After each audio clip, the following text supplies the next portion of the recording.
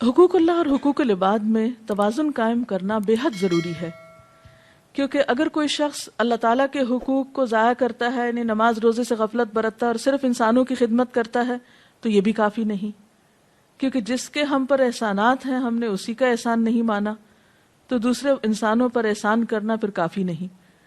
اور کچھ لوگ ایسا ہیں کہ جو حقوق اللہ کی ادائیگی تو کرتے ہیں لیکن حقوق العباد سے غفلت اختیار کرتے ہیں۔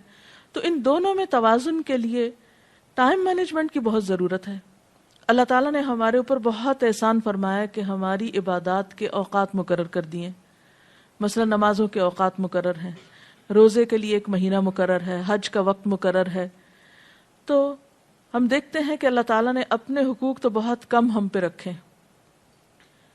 دن میں 5 اوقات میں نماز جو پڑھنا ہوتی ہے وہ ان کے اوقات اس مناسب طریقے سے رکھے گئے ہیں کہ ہمارے لیے کچھ بھی بوجھ نہیں ہے۔ دن کا ایک بڑا حصہ صبح کا وقت کام کے لیے رکھا گیا، شام میں نمازوں کے اوقات قریب قریب ہیں، لیکن اس میں بھی ادائیگی کچھ مشکل نہیں۔ حقیقت یہ ہے کہ نماز انسان کو ایک اسٹرینتھ دیتی ہے، قوت دیتی ہے، اور اس کو مزید تیار کرتی ہے کہ وہ حقوق العباد کو اچھی طرح ادا کر سکے اور صرف اللہ کی رضا کے لیے ادا کرے۔ اور حقوق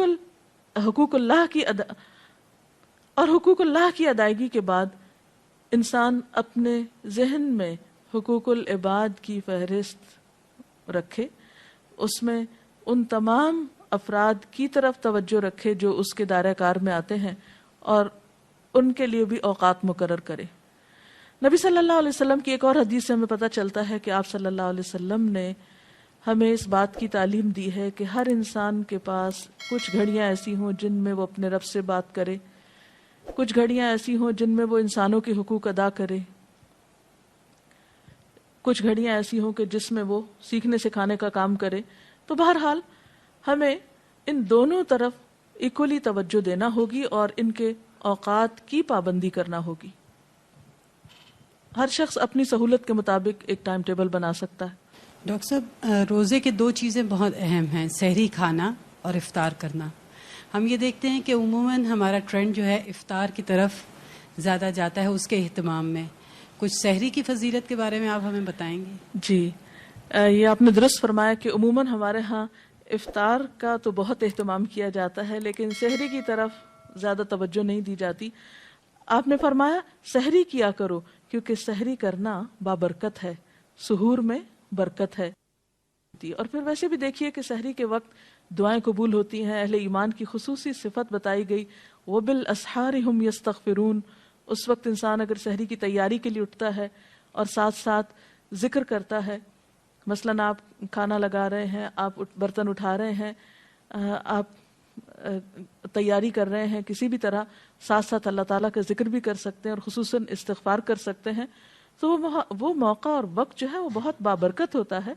اور سحری کے ساتھ جو روزہ رکھا جاتا ہے وہ کہیں زیادہ بہتر ہے بنسبت اس روزے کے جو بغیر سحری کے رکھا جائے۔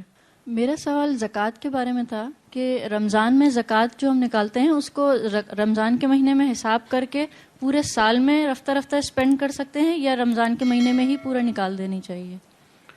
بنیادی طور پر تو آپ زکوٰۃ اس وقت نکالیں گے جب آپ کا سال پورا ہو جائے گا، یعنی ہجری کیلنڈر کے مطابق۔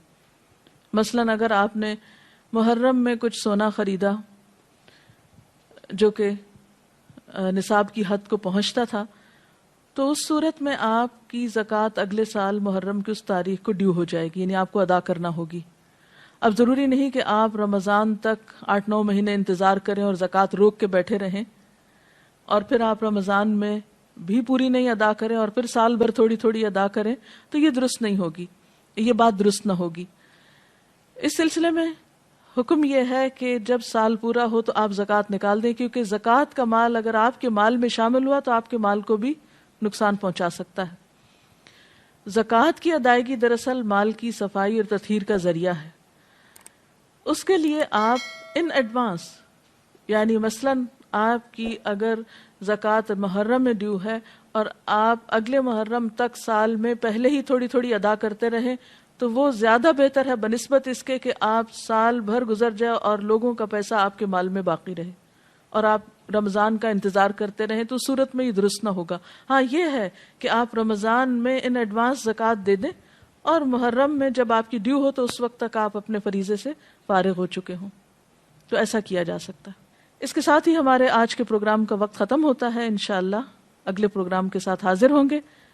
وآخر دعوانا ان الحمد للہ رب العالمین۔